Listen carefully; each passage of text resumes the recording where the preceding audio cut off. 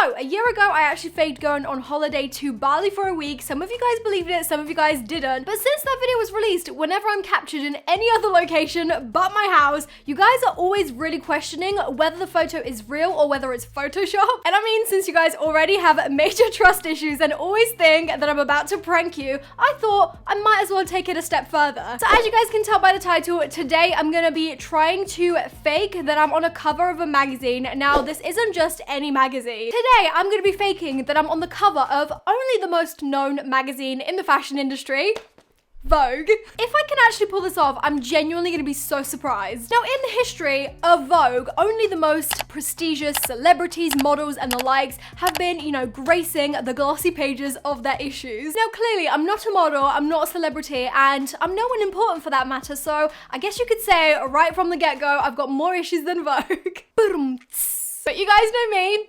I like a challenge. Now, it's not a new concept of YouTubers being on the front page of a magazine. For example, Zoella and Bethany Mota have been on the covers of magazines like 17 and Shout. There is even a whole magazine dedicated to influencers, YouTubers, bloggers, and it's called Blogosphere, where they literally just have a whole magazine about people like me. I've never actually been in that magazine though, so Blogosphere, holler at me. So even though there's plenty of magazines that do feature YouTubers and bloggers, it's still not really in the league of Vogue. Not just anyone can be on the cover of Vogue, which is kind of how I came up with this video idea. I really just wanted to see if I could fool you guys to think that a regular 24-year-old girl from the UK like me could make it on a prestigious magazine front cover like this. So the first step of this operation was to, of course, find out as much about Vogue as I possibly could. I once studied fashion and textiles at college, so I kind of had like the basic knowledge of Vogue, but I really needed to get into the nitty-gritty. Okay, so according to the Wikipedia, Vogue is an American monthly fashion and lifestyle magazine covering many topics including fashion, beauty, culture, living, and runway based in New York City. Vogue began as a weekly newspaper first published based in New York City in 1892. I didn't realize Vogue was this old. That's literally crazy. As of today, there are 23 international editions of the magazine. So 23 different countries have their own Vogue like edition, which I think is so cool. So of course, I'm gonna be faking the British one. So Vogue releases a magazine every single month of the year, so there is 12 issues per year, and the one I showed you guys earlier is actually the latest one, which actually is for June, so they kind of like publish it 1 month ahead, if that makes sense. So the next issue will be July's issue, but it will be out in June. So obviously I have to put July on my newspaper, so I gotta make a mental note of that. I feel like now that I've learned a little bit about it and kind of studied the covers, I can definitely do this and make it as believable as possible. Once I knew the basics, I really needed to study each of the covers in the last 6 months or so to kind of gauge the vibe that they're going for with their front covers, like the color schemes, composition, etc. I needed to study every single detail of the front cover, such as like the serial number, the quotes that they have on the front page, and also the issue date. These are all really tiny, boring details, but it's the kind of thing that will either give it away that it's fake or make people believe that it's real. In the last few months of Vogue issues, the covers have always been very colorful, very vibrant. They love floral at the moment, and every cover just has so much texture in the outfits, which personally for me is like the complete opposite of my everyday sort of style, which I think will actually work in my advantage, because I feel like when you go to a shoot, especially for something as big as this, you never really get to choose what outfit you're about to wear. I kind of already know this from slight experience of when I had a little feature in the Cosmo magazine. I actually did this 2 years ago, and yes, I do have it framed, don't judge me. This outfit that I wore, I did actually choose myself, but the selection of outfits that were available were quite limited, so even though I did choose what I wore, it wasn't really my personal style. So once I familiarized myself with Vogue and what they stand for, it was then time to choose the outfit for the shoot. So of course, I did what I do best. I went online shopping. ASOS was the place to go. ASOS is one of those websites that have very interesting clothing sometimes, and usually I do make fun of them in my videos, but today the joke was on me because I was actually gonna buy this to wear on the cover of my fake Vogue issue. I literally did a full 180. Okay, so I have my box of ASOS goodies, and I went for a very different style than I usually would, like I said. So I actually have this massive hat because I'm kind of going for like a farmer girl but chic kind of vibe, and in Vogue a lot of the covers recently have been using massive bulky hats like this. And then for the actual dress, I kind of went for some grandma patterns because again, in the recent covers, they've been using a lot of floral and a lot of things that I personally wouldn't really wear. So I thought, you know, I'm just gonna try and get something that would look like it belongs on the cover of Vogue. So these are the two choices of dresses. I don't really know which one I'm gonna go for. Which one do you guys think I should go for? This one or this one? Comment down below. And Matt, which one do you think? I'd say the beige one. Really? That's more granny, isn't it? I don't know. I'm not really a fan of the minty green one. Okay, let's go for this one. Okay, so this is what the dress looks like on. I've actually got to say, now that I've got it on, I don't think it's as bad as I thought, but it's definitely not my style. It is something that I would see on the cover of Vogue though, so that's great. And then the hat looks like this. I have a feeling I'm gonna look ridiculous in this because you're actually supposed to tie it like under your chin.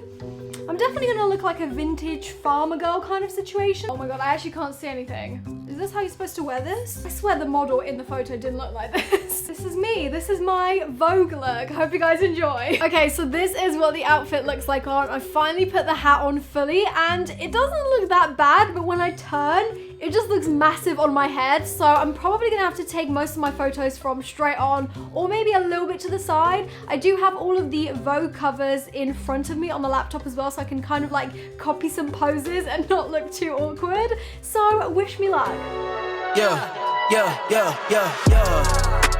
Coming in, flex. I just wanna win, LABB, who we running with, 2 2 3 3, I'm on 10 again, state your name. Been dope on flame. Alright, so I'm looking through the photos right now and they actually look so freaking convincing. I wasn't sure how they were gonna turn out, especially because I'm not really that fond of this outfit, but I actually feel like once we do a bit of Photoshop magic, they will look believable. So let's go ahead and edit them now. Alright, so it's now time to edit the photos and I'm so freaking excited because looking at the camera, they looked incredible. So I've got them all loaded in my Photoshop right now and I'm just gonna go through them and just pick out my favorites and delete any ones that I don't really like, because we want to kind of get the number down to as little as possible. I forgot to get rid of my hair tie, so in some of them where I'm holding the hat, you can see the hair tie, which I think I'm not going to choose any of those because it's going to be a nightmare to like edit the hair tie out. And let's be real, I would not be wearing a hair tie around my wrist if I was actually doing a Vogue photo shoot. This was my favorite. I'm like mid-blinking. I love how serious I look in some of these photos. It was very difficult to keep a straight face because I never ever look like this in photos. I'm always smiling. Alright guys, so now that I've chosen my favorite pics, I'm gonna just be editing the colors and like the shadows and highlights in this Camera Raw editor within Photoshop. So I usually play around with the shadows. All of these photos were actually taken in RAW, meaning that I can really manipulate the shadows and highlights of the photo without losing any quality. So I'm just gonna bump up the shadows first. And as you guys can see, that makes a drastic difference already. This is the cover that kind of inspired the whole outfit and the vibe of the photo shoot. So I'm gonna really go by what they did to that cover in terms of editing. The colors are so vibrant, so I'm just gonna try and replicate that same kind of thing. I'm gonna bring up the highlights a little bit too. The next thing I'm gonna do is I'm gonna go into the saturation sort of tab and I'm going to bump up the yellows because I want the straw hat to be really saturated and a lot more like vibrant in color, so I feel like that will really help. I'm then gonna go over to luminance and I'm just going to play around with like the blues and the yellows because my eyes were quite dark because of the shadow that the hat kind of cast on my face. So I feel like doing this will just make my eyes pop a little bit more. So now that I'm finally finished and happy with the colors and the lighting of the photo, I'm now gonna move on to the fun part, which is actually just retouching the rest of the photo, just moving bits around. I might fix the hat a little bit because it's not like a perfect circle and just little things like that. I'm gonna use the liquify tool to actually just go in and fix the shape of the hat because it's not like a perfect circle, which is kind of bugging me. Now I'm just gonna zoom into the skin and using this little like plaster healing brush tool, I'm just gonna go over any imperfections on my skin. And once I was genuinely happy with the photo, it was then time to add the Vogue and all the writing onto the cover to really finish it off. Now, this was very easy. All I had to do was just take the Vogue logo off of Google. I then also went in to fix a couple of other things on my face, such as my lipstick. I wanted it to look more matte. I then went in and also changed the background color. I wanted it to look a little bit more darker to kind of create that moody sort of effect. And I feel like think this turned out really good. All right, guys, so I have literally come so far. The photo looks like this right now, and I'm actually really impressed with how it's looking. Like, as soon as I put the Vogue logo on the top, it just looked so much more legit. However, it has now come to the stage where I actually have to think of something to write about myself, because every cover always has the person's name that's on the cover. For example, if Rihanna's on the cover or Gigi Hadid, they'll always say Gigi Hadid talks blah blah blah blah blah. And I just don't really know what to say. Like, I kind of feel a little bit cheesy writing this about myself. I kind of feel like I should say something like YouTube star or something like that, because I know that's how magazines would usually portray YouTubers.